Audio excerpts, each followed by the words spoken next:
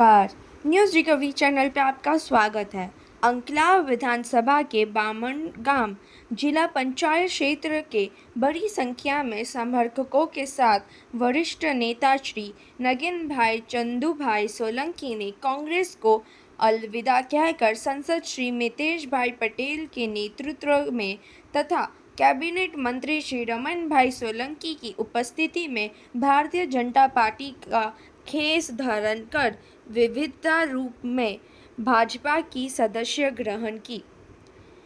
अमित चावड़ा के करीबी माने जाने वाले नगीनभाई सोलंकी पिछले 25 वर्षों तक गांव के सरपंच के रूप में सेवा दे चुके हैं।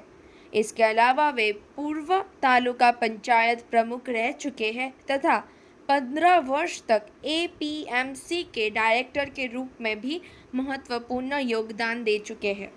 इस अवसर पर श्री गुलाब सिंह पटियाड़, तालुका महामंत्री श्री अल्पेश भाई, शहर अध्यक्ष श्री मिहिर भाई शाह, महामंत्री श्री संजय भाई, श्री शंभू भाई सहित अनेक नेताओं एवं कार्यकर्ताओं ने उपस्थित रहकर शुभकामनाएं दी। आगे की खबर आपके स्क्रीन पर। धन्यवाद। भूमिका रही है एवं आदरणीय सांसद श्री मितेश भाई तालुका સાથે જોડાતા હોય તો એક જય બોલ સારામાં સારો થાય એવું સૌને હું પ્રાર્થના કરું છું।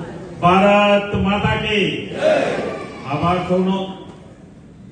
આજ રોજ